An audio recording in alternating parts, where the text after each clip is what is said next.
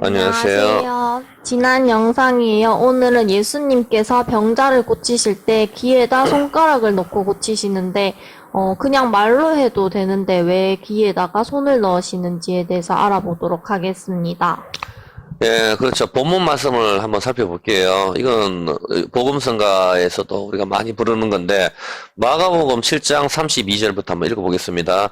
사람들이 기먹고 어눌한 자를 데리고 예수께 나와 안수하여 주시기를 간구하거늘 예수께서 그 사람을 따로 데리고 무리를 떠나사 손가락을 그의 양귀에 넣고 침뱉어 그의 혀에 손을 대시며 하늘을 우러러 탄식하시며 그에게 이르시되 에바다 하시니 이는 열리라는 뜻이라. 그의 귀가 열리고 혀에 맺힌 것이 곧 풀려 말이 분명하더라. 이런 구절이 있습니다. 그죠?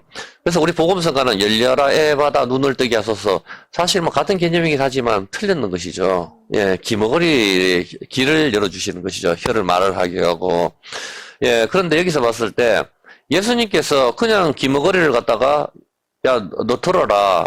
이렇게 예수님께서 고쳐주시면 되지. 예수님께서는 한 가지 이상한 행동을 하십니다. 귀에다가, 양귀에다 손가락을 이렇게 집어넣으시죠. 귀에다 이 손가락을 집어넣는 거, 당연히 예수님은 하나님이신데 의미가 있겠죠. 손가락을 귀에다 집어넣는 거, 이것이 어떤 의미인지 오늘 설명을 해드리도록 하겠습니다. 여기 보면은, 레위기 19장 35절을 찾아보도록 하겠습니다. 예수님께서 손가락을 귀에 집어넣는 게 왜 그렇게 해서 귀머거리를 듣게 하시는지 한번 보십시다. 너희는 재판이든지 도량행위든지 불의를 행치 말고 공평한 저울과 공평한 추와 공평한 에바와 공평한 흰을 사용하라. 나는 너희를 인도하여 애굽 땅에서 나오게 한 너희 하나님 여호와니라. 뭐라고 되어 있습니까? 재판할 때 뭘 사용하라고요? 재판할 때에 공평한 저울을 사용하라고 이야기합니다. 재판할 때에. 재판할 때에 공평한 저울. 재판과 저울이 관계가 있겠지요. 예, 재판할 때 공평한 저울을 사용하라. 하나님께서는 재판과 저울을 같이 연결을 시키시고 계시거든요. 근데 이걸 떠나가지고, 이 저울에 그냥 히브리어 원어를 보면, 제가 히브리어를 갖다가 자꾸 말을 안 하는 이유가 하면 좀 길어지기 때문에, 그냥 히브리어 원어를 보면 저울의 뜻이 무슨 뜻인가 하면 기라는 뜻입니다. 기. 우리 기가 넓적하게 이렇게 돼 있지 않습니까? 기가 이렇게 넓게. 이 기가 저울이라는 뜻입니다. 저울. 저울이란 뜻이고, 저울이란 뜻인데, 저울이 기란 뜻인데, 저울은 무게를 맞추는 것이죠. 저울에 여기 공평한 추, 이렇게 돼 있죠. 공평한 추. 이게 에벤이거든요. 우리가 에벤에 있을 이게 많은데, 에벤이 돌이란 뜻이거든요. 돌. 돌은, 성경에서 돌은 누구를 가리키죠? 예수님입니다. 반석이신 예수님. 돌 중에 가장 귀한 돌, 보석을 의미하는 겁니다. 사실은. 일반 뭐 모퉁이 돌, 바위돌도 의미하지만, 누구에게는 바위돌이고, 예수 믿는 누구에게는 보석을 의미하는 것이거든요. 보석이 다 돌이지 않습니까? 근데 여기서 봤었을 때, 에벤이 공평한 저울의 추 두 개, 가운데 줄이 달려가 있죠. 이 저울의 줄 두 개가 바로 돌을 의미하는데, 이 돌은 십계명, 율법을 의미하는 겁니다. 율법. 이 저울의 무게에 부족함이 보이면은 죽는 것이고, 이 저울의 무게를 맞춰야 되는 겁니다. 어떤 개념인지 아시겠습니까? 이 저울의 무게를 맞추는 것이 부족함이 보이면 죽는데 부족함이 안 보이면 사는 것입니다. 그래서 여호와는 나에게 부족함이 없다. 여호와는 나의 목자시니 부족함이 없다. 이렇게 구절이 있는 겁니다. 만약에 이 저울의 무게에 부족함이 보여서 죽는 사람이 한 사람이 나오죠. 다니엘서의 벨사살 왕입니다. 벨사살 왕이 성전에서 가져왔는 그릇으로 술을 마셨을 때 벽에 글씨가 또 손가락이 나와서 글씨를 씁니다. 손가락이 나와서 글씨를 쓸 때 저울에 달아서 부족함이 보였다. 메네메네 데겔 우바르신 이렇게 되어 있습니다. 저울에 달아서 부족함이 보였다. 부족함이 보여서 죽는다. 이 저울은 율법을 의미하는 거거든요. 그래서 이 저울에 부족함이 보이지 않으려면은 이 율법의 추, 이 십계명의 추와 똑같은 무게를 내야 되는데 그것은 바로 뭡니까? 저울에서 여호와는 나의 목자시니 부족함이 없다. 바로 하나님 자신인 것입니다. 이런 개념인 거거든요. 그래서 왜 그러면 귀에다가 손가락을 집어넣느냐? 귀에다 손가락을 집어넣는데 귀가 방금 뭐라 그랬습니까? 저울이라 그랬죠.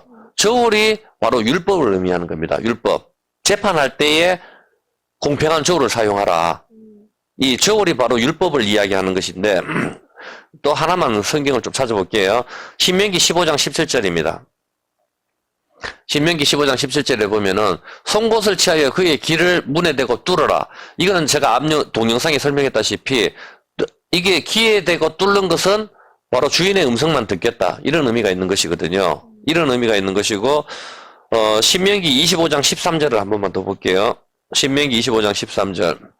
너는 주머니에 갖지 않는 저울추, 그 큰 것과 작은 것을 넣지 마라. 그러니까 똑같은 저울추를 갖다 넣어라 이 뜻입니다. 이게 율법을 의미하는 거거든요. 율법. 자, 출애굽기 34장 1절. 시간이 없으니까 제가 그냥 간단하게만 설명을 하겠습니다. 여호와께서 모세에게 이르시되 너는 돌판 둘을 처음 끝과 같이 깎아 만들라. 네가 깨트린 처음 판에 있던 말을 내가 그 판에 쓰리니. 하나님께서 글씨를 두 번 쓰시죠. 제가 앞부분에 가늠한 여자 규례에 설명했다시피 처음에 이스라엘 백성이 금송아지를 섬김으로 첫 번째 돌판이 깨어지죠. 첫 번째 돌판이 깨어지고 그 다음에 하나님께서는 두 번째 돌판을 다시 주십니다. 이해가 되십니까? 두 번째 돌판을 다시 주시는데 두 번째 돌판에다가 하나님께서 또 글씨를 쓰십니다. 하나님께서는 자비로우신 하나님께서는 첫 번째 언약 돌판을 주셨을 때 또 허리를 숙이셔서 글씨를 쓰시고 또 두 번째 돌판을 갖다가 우리한테 주실 때 또 허리를 숙이셔서 글씨를 쓰시는 것입니다. 이것이 두 번 하나님께서 허리를 숙이시는데 이 두 번의 허리 숙이심으로 가늠한 여자가 구원을 받죠. 땅에 글씨를 두 번 쓰시는 거. 하나님은 허리 숙이시면 안 되거든요. 하나님은 사람한테 절대로 허리를 숙이시면 안 됩니다. 근데 하나님이 유일하신 하나님이 허리를 숙이십니다. 그건 십자가입니다. 십자가에서 머리를 숙이시죠. 인간들한테 머리를 숙이시는 거, 그걸 은혜라고 이야기하는 하는 것입니다. 그렇게 머리를 숙이시고 우리가 구원을 받는 겁니다. 예수님께서 제자들의 발을 씻으시면서 허리를 굽히시면서 제자들이 거룩한 맨발이 되는 것입니다. 이런 개념이거든요. 바로 마찬가지로 하나님께서 글씨를 쓰시는 장면은 하나님의 허리 숙이심, 하나님의 사랑을 의미하는 것이거든요. 하나님이 우리한테 언약을 주시고 약속을 주시는 것이니까 그것이 첫 번째 돌판과 두 번째 돌판을 이야기하는 겁니다. 구약과 신약. 바로 이것을 이야기하는 것입니다.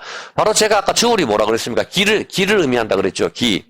근데 이 저울과 기가 같은 개념인데 여기에다가 글씨를 쓰시는 장면은 바로 예수님께서는 기머거리에다가 이렇게 손가락을 집어넣습니다. 이것이 저울에다가 손가락을 집어넣는 장면과 똑같은 겁니다. 저울이 뭐라 그랬습니까? 율법이라 그랬죠. 저울이 두 개의 돌판이니까 여기에 글씨를 쓰시는 겁니다. 하나님께서 손가락으로 이렇게 양쪽 귀에다 집어넣는 이 장면은 바로 하나님의 허리 숙이심을 이야기하는 겁니다. 이해가 되십니까?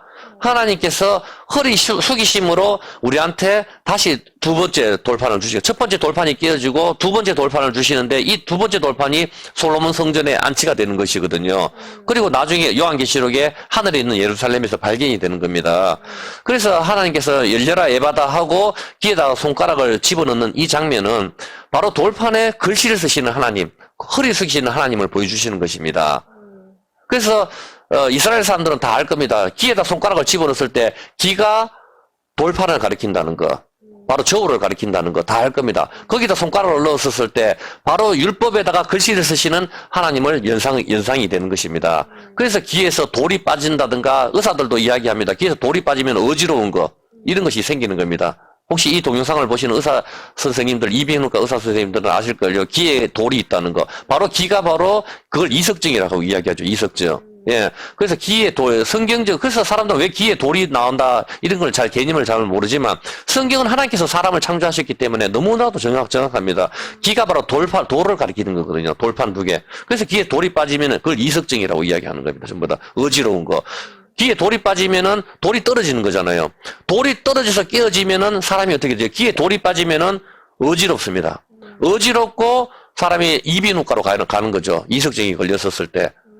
첫 번째 돌판이 깨어지는 겁니다. 그래서 이 돌 두 개가 똑바로 달렸었을 때 사람이 어지럽지 않고 똑바로 길을 걸어갈 수가 있는 것이거든요. 이런 개념이 있는 겁니다. 바로 이 귀에다 손가락을 집어넣고 바로 귀머거리가 들을 수가 있습니다. 그러면 이 사람은 이제 어떻게 됩니까? 들을 귀가 되는 겁니다. 들을 귀 있는 자는 들어라. 이렇게 되는 것이죠. 이렇게 되는 겁니다. 어떤 개념이 귀가 있지만 이 사람은 듣지를 못했습니다. 이게 모든 인간들을 이야기하는 겁니다. 성경 말씀을 지금 듣지를 못하는 것이죠.